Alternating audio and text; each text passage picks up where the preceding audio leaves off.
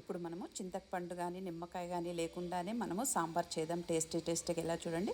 పప్పు తీసుకొని శుభ్రంగా కడిగి పసుపు జీలకర్ర నూనె వేసి పప్పు మెత్తగా ఉడికించుకోవాలి. తర్వాత క్యారెట్ ఉల్లిపాయలు మునక్కాయ సోరకాయ పచ్చిమిరపకాయ టమాటాలు తీసుకొని కడాయిలో వేసి కొద్దిగా నూనె వేసి ఉప్పు పసుపు వేసి కలిపేసి ఒక 10 నిమిషాలు సన్న మంట మీద వేగనివ్వాలి. సన్న మంట మీద చక్కగా వేగిపోయినాయి చూడండి. ఇప్పుడును తర్వాత కొద్దిగా ధనియాలు తీసుకొని కచ్చాపిచ్చగా పౌడర్ చేసి పెట్టుకోవాలి మిక్సీలో. తర్వాత చూడండి పులుపు దనానికి పచ్చి మామిడికాయలు తీసుకొని మిక్సీ చేసుకోవాలండి. చాలా టేస్టీగా ఉంటుంది.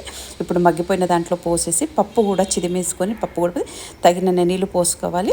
తర్వాత కారము జీలకర్ర మెంతుల పిండి ధనియాల పొడి ఉప్పు వేసేసి చక్కగా ఒక 2 పొంగులు వచ్చే వరకు ఉడకబెట్టుకోవాలండి. ఇలా మంచిగా ఉడికిపోయింది. తర్వాత నూనె వేసి జీలకర్ర ఆవాలు ఎండుమిరపకాయలు కొద్దిగా ఆవాకు ఉంటే వేయండి లేపలేదు కరివేపాకు కచ్చపిచ్చగా చేసిన ఎల్లిపాయలు ఇంగువ వేసేసి కొద్దిగా పసుపు వేసి తాలింపు సాంబార్లో పోసుకున్నాం అనుకోండి సూపర్ టేస్టీ అండి. చూడండి గుమగుమలాడే సాంబార్ రెడీ అయిపోయింది. పచ్చి మామిడికాయతో చాలా టేస్టీగా ఉంటుంది సాంబార్.